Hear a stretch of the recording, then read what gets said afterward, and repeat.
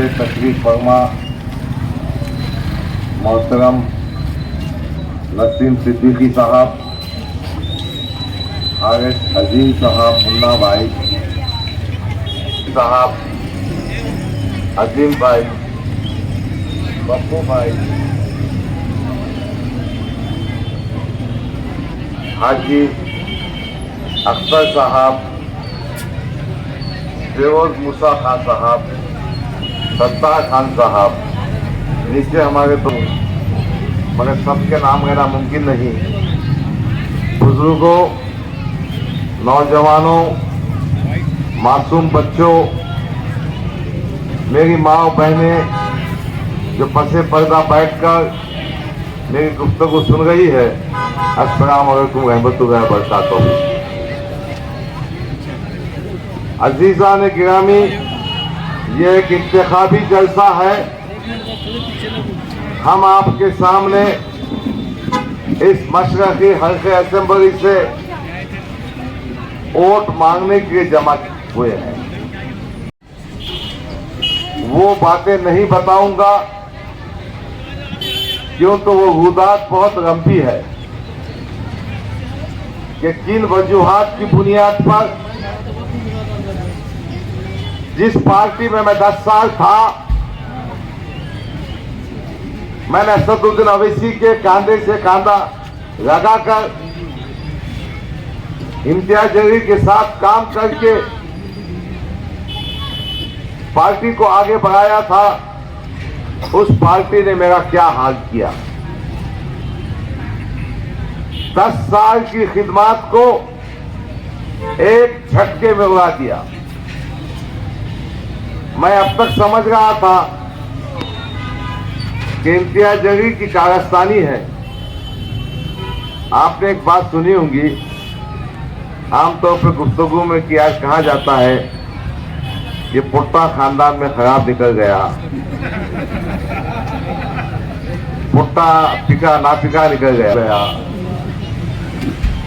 मगर जब मोहतरम असदुद्दीन अवैसी साहब ने कहा कि मैं बाप हूं, अगर तुम बेटे को कुछ कहेंगे होगा, अब मैंने क्या कहना, पुट्टे को कहने का या पुट्टे के बाप को कहने का। अजीज़ान गिरामी, आप एमएलए बनते हैं, आप मेंबर ऑफ पार्लियामेंट बनते हैं, क्या तिरमिरा जाते हैं। तू जो एमएलए बना था ना, गफ्फार कादरी की मेहनत थी, प्रकाश अंबेडकर जिनके तुफैल में तू वाहिद एमपी इस हल्के से चुनकर आया था, माहिदा करार गफ्फार कादरी था। क्या मस्ती, क्या तकब्बुर, सुबह में आमदार, शाम में खासदार। अबे समझ के आना तो तूने बात। ये गय्यूर मुसलमान, ये बुजुर्ग, ये मसाजिद के आइम्मा, ये मौज़नीन, हमारी माँ बहनों की दुआएं थी। और साथ में हमने सोशल इंजीनियरिंग की। हमने क्या सोशल इंजीनियरिंग की थी? मैंने की थी। मैंने प्रकाश अंबेडकर के 15% वोटों को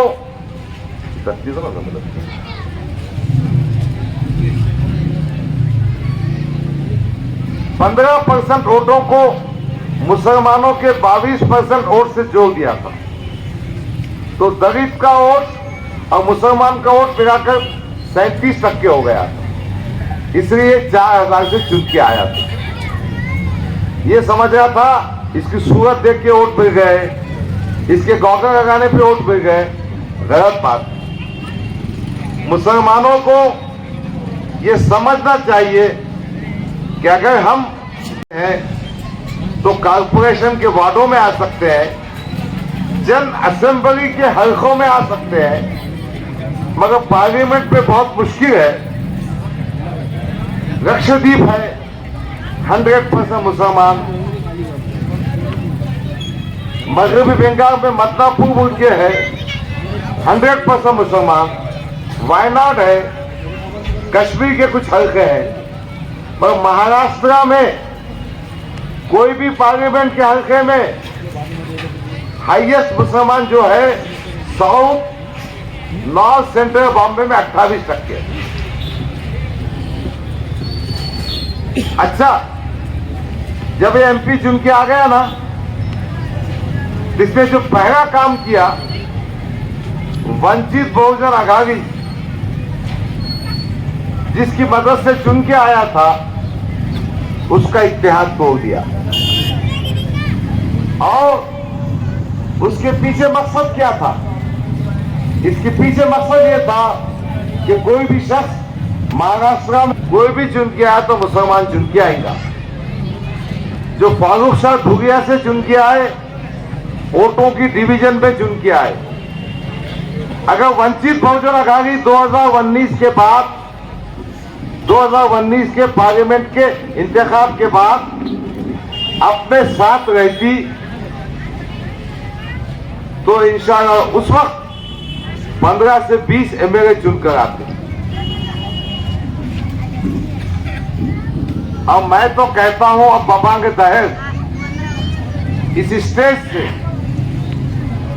गफ्फार कादरी चुनकर भी आया होता और हुकूमत की कुंजी अपने पास रहती, मगर इम्तियाज जलील चाहता है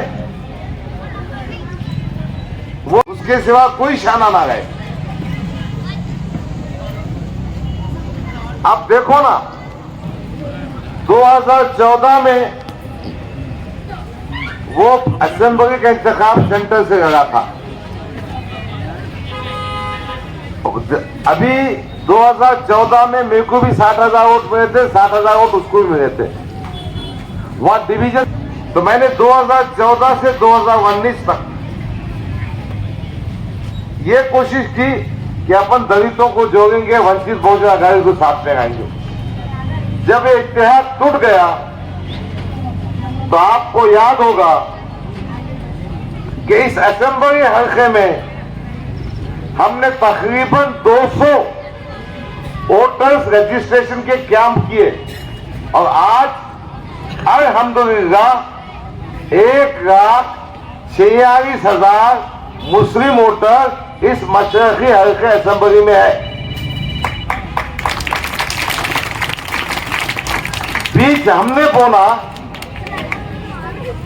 पानी हमने देना, फसल आना और फल खाने के वास्ते इम्तियाज जलील आ जाना, बाप की जागीर है उसके।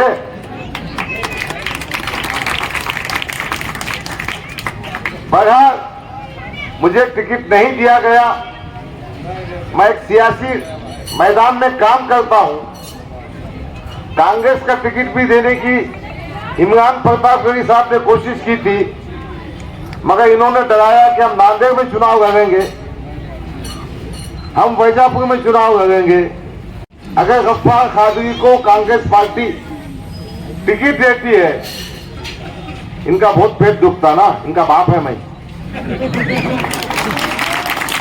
मैंने कभी माफ नहीं किया, मुंह पे कहता हूं मैं कि ये भगवागिरी बंद करो। अंबादास दानवे को वोट देने के वास्ते जो लाखों रुपए तुमने खाए, ये जो पार्लियामेंट में 5 सीटा तुमने बेचे, उसमें बात क्या आबादी है अपनी, क्या तंजीमी ढांचा है? एक कॉर्पोरेटर तो भी है क्या तुम्हारे पास? पूना कोई तंजीमी ढांचा नहीं, एक कॉर्पोरेटर नहीं, एक एमएलए नहीं। साउथ सेंट्रल बॉम्बे वहां भी कुछ नहीं, भिवंडी वहां भी कुछ नहीं, और फिर हर जगह पार्लियामेंट का उम्मीदवार दिया गया। किसके बने भी दिए भाई? कौन है तुम्हारा बाप भारतीय जनता पार्टी में? तुम किसकी दादागिरी कर रहे? तुम देवेंद्र फडणवीस के गुलाम है। इस वास्ते पार्लियामेंट में 5 जगहों पर उम्मीदवार किए थे, आज हमको बोलते। सच्चाई तो यह है कि इनके जो कामा है ना, सब वसूली का काम है, और जहां वसूली है वही काम होता। मेरे भाइयों, रमजान के महीने में किरातपुरे में राम मंदिर के पास जो कुछ वाकयात पेश आए, वो वाकयात में कुछ शर्त पसंदों ने मसले मसाइल पैदा किए। हमारे 2 नौजवान बच्चे शहीद हुए। मुनीर का जो दरवाजा बंद कर रहा था, पुलिस की गोली लगने से मर गया। वो अस्कर नाम का बच्चा, उसका बेटा 22 साल का शहीद हो गया। क्या झक पड़ा इन्होंने? कहां सो गया था? अगर कोई बेगुनाह पुलिस की गोली से मरता है तो उसको तकरीबन 25 लाख का मुआवजा मिलता है, उसके कोई वारिस को नौकरी मिलती है। अबे तू तो खासदार था ना, किसके जूते उठा रहा था? और अस्कर बच्चा गली नंबर ये अल्तमश में रहता है, अनस मस्जिद के पास, उससे पूछो क्या केस बना है उसका। उसका केस ये बना है कि पत्थर लगने से जख्मी होकर मरा, जबकि वो आंसू गैस उसका गोला फटने से मरा। और आज ना उसको पूछता ना इसको पहुंचता। शागर्द में दंगा हुआ, एक नौजवान बेटा हारिस 18 साल का 17 साल का नौजवान शहीद हो गया। ये खासदार क्या झक मांगा था? बहरहाल मुझे यह भी कहना है कि महाराष्ट्र के मुख्तलिफ मुकामात पर जहां कहीं दंगा फसाद हुआ, खासदार ने कोई नुमाइंदगी नहीं। बगैर जान दो, उसकी बातें सुनाने की जरूरत नहीं है। मैं ये कहने के लिए आपके सामने आया है कि ये आमदार की जो पोस्ट है, आमदार का जो रुतबा है, उसका जो हैसियत है, वो शानपना करने के वास्ते नहीं है। वो इसके वास्ते नहीं है कि घर का दरवाजा बंद, सामने रास्ते पे अभी जो एमआईएम के कारपोरेटर है ना, वो बेचारे उसके दरवाजे के सामने खड़े रहते। गुलामगिरी, चपरासीगिरी, चमचागिरी, आ गए। बहुत ही बेबसी का मामला। तो इसके वास्ते नहीं, उसके दरवाजे खुले होना चाहिए। पुलिस स्टेशन में जाके नुमाइंदगी करना चाहिए। इम्तियाज जलील ने कभी नुमाइंदगी नहीं की। मैं ये कहने के आपके सामने आया हूं कि अल्लाह ने मुझे वो ताकत दी है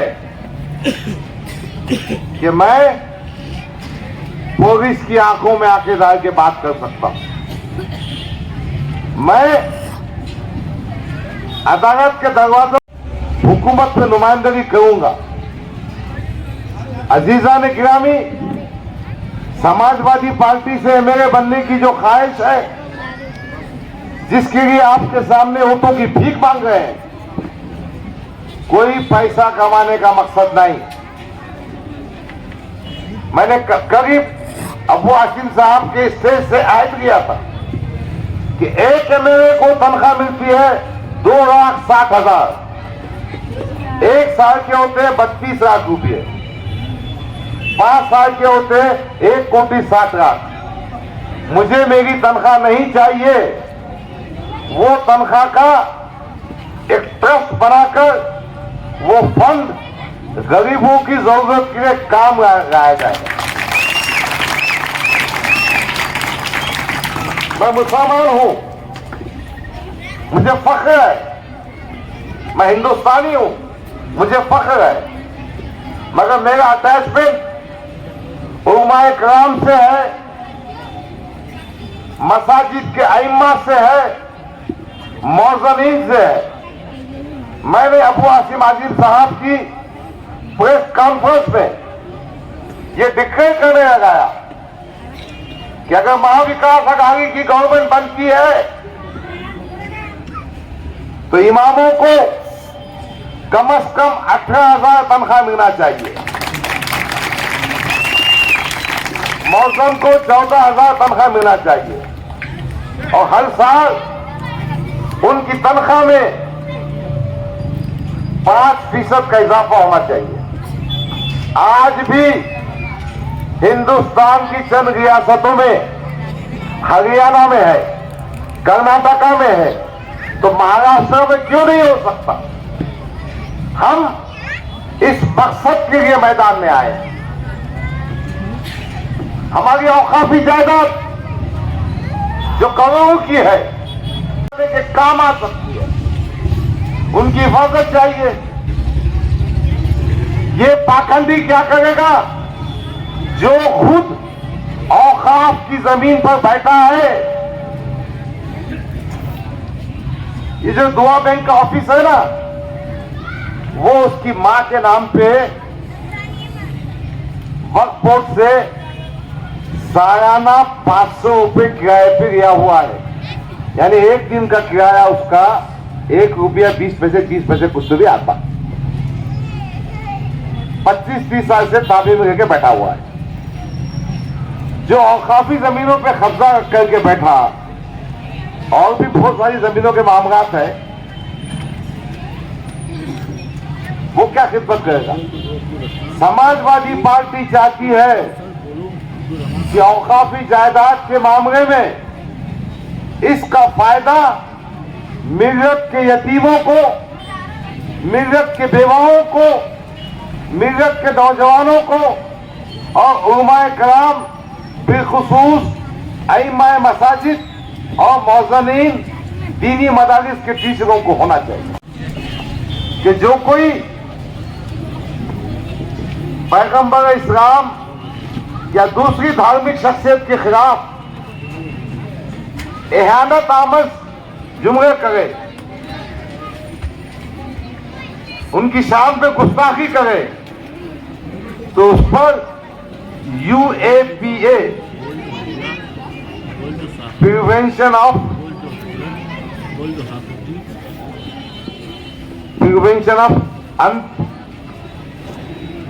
वो ऐसा कानून है जो जमानत नहीं देती, UAPA एक्ट। हमारा मांगना यह है, जब तक कानून नहीं बनेगा तो आदमी गिरफ्तार कैसा होगा? जब तक कानून नहीं मिलेगा तो उसको सजा कैसे मिलेगी?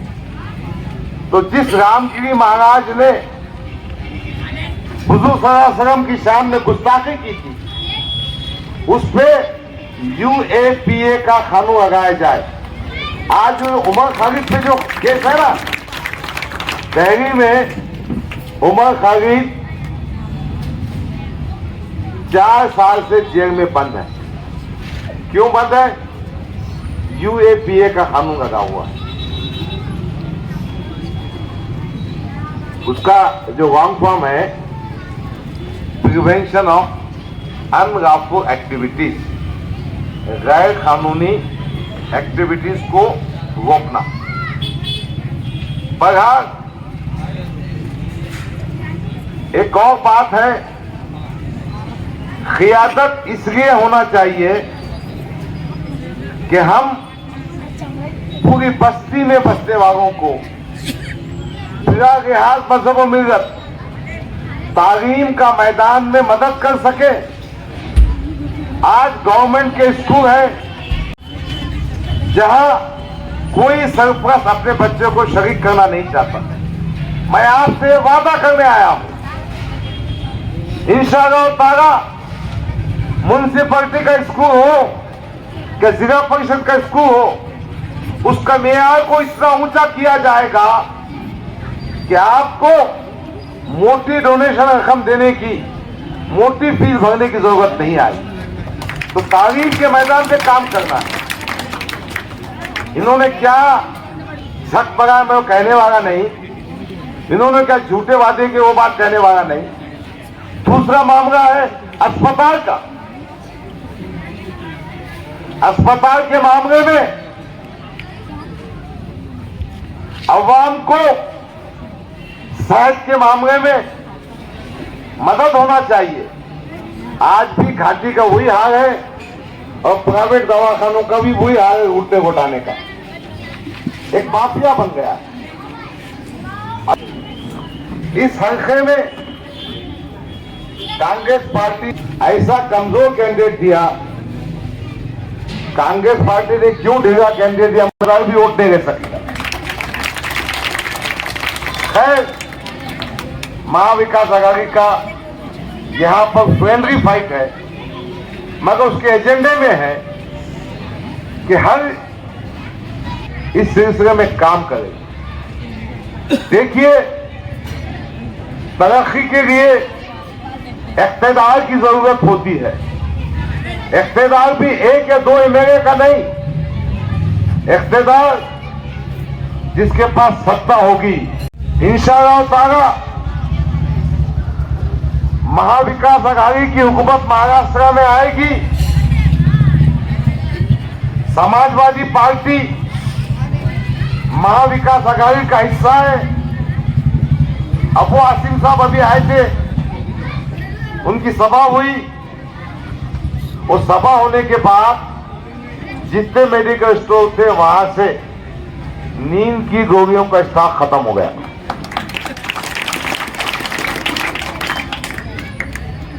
किसी की नींद खत्म हो गई, चैन खत्म हो गया, किसी को पैखाने ज्यादा लग गए, किसी को उल्टियां हो गए, क्या क्या होगा मालूम नहीं। अभी 14 तारीख को हमारी बहन इकरा हसन आने वाली है। अब कितों को अटैक आता, कितों को दिल के दौरे पड़ते मुझे नहीं मालूम, और कितों की चड्डी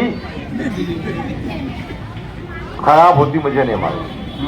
मैं आपको यह कहना चाहता हूं कि इकरा हसन इसी रूट से जाएगी। हमने उनका रोड शो रखा, उसकी वजह यह है तालीम के मैदान में, रोजगार के मैदान में मुसलमानों को रिजर्वेशन मिलना चाहिए। इंशाअल्लाह ताला महाविकास आघाड़ी के पाठिंबा देते वक्त समाजवादी पार्टी और ये आपका भाई उसका कायद अबू आसिम आजमी रिजर्वेशन के मुद्दे पर बात करेंगे, उसके बाद ही पाठिंबा देंगे।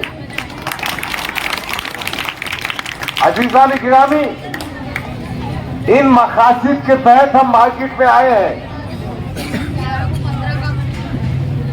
हम ये भी अज़म करके आए हैं कि आपकी ताईद से, आपकी मदद से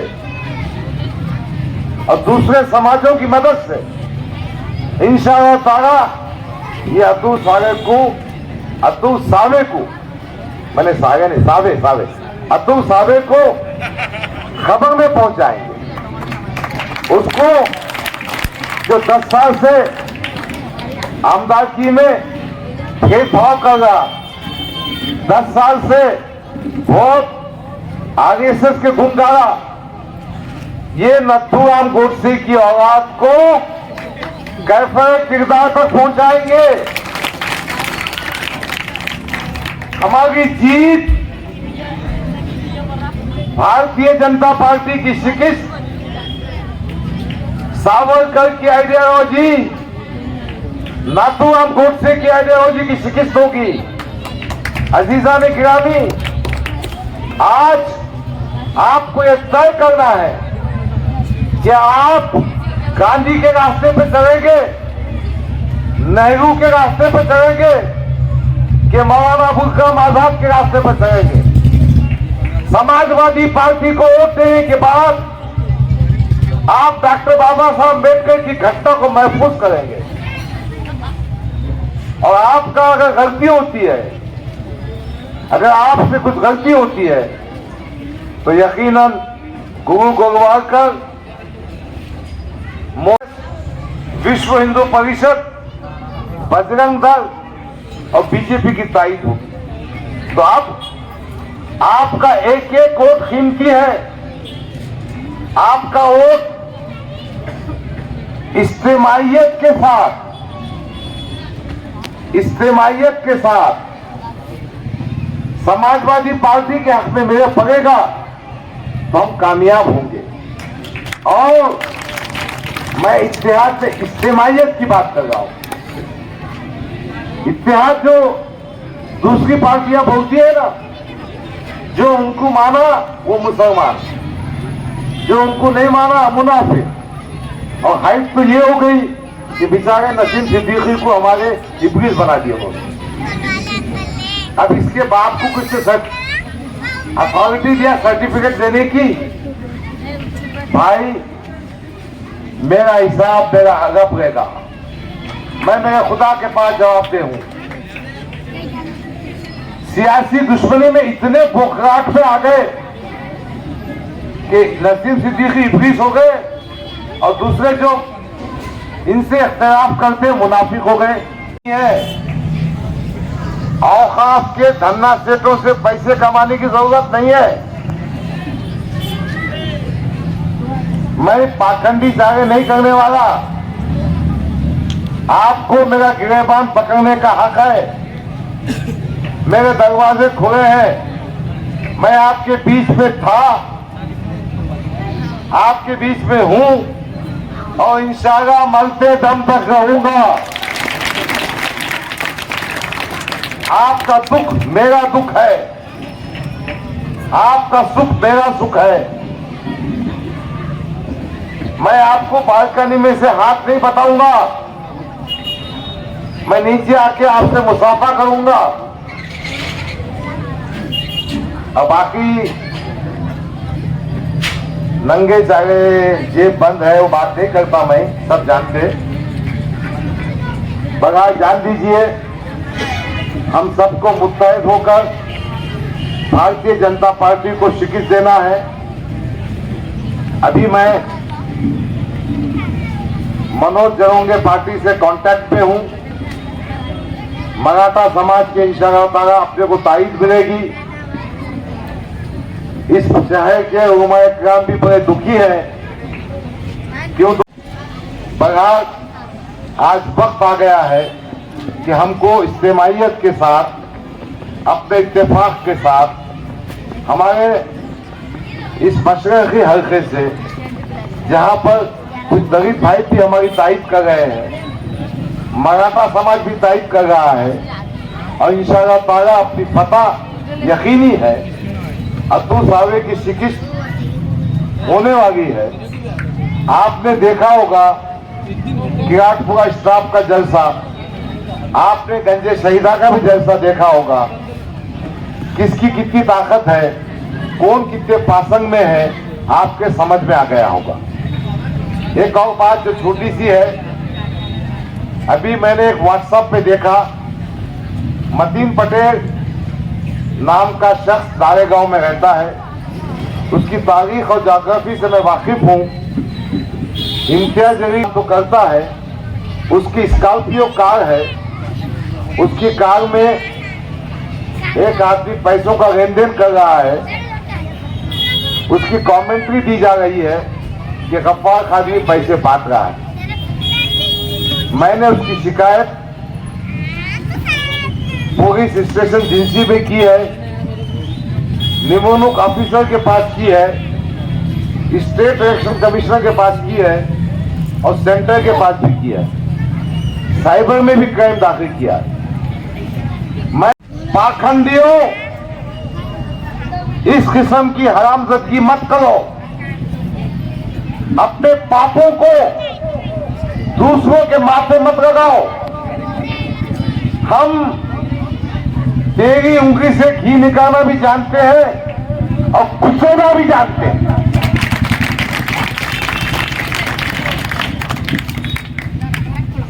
दम है और स्टेज पे बात करो, दम है और जनता में बात करो, दम है तो पब्लिक में स्टेज सजाओ, बैठो, हमारे फोन कॉल चेक करो, बीजेपी की क्या हिमायत की है।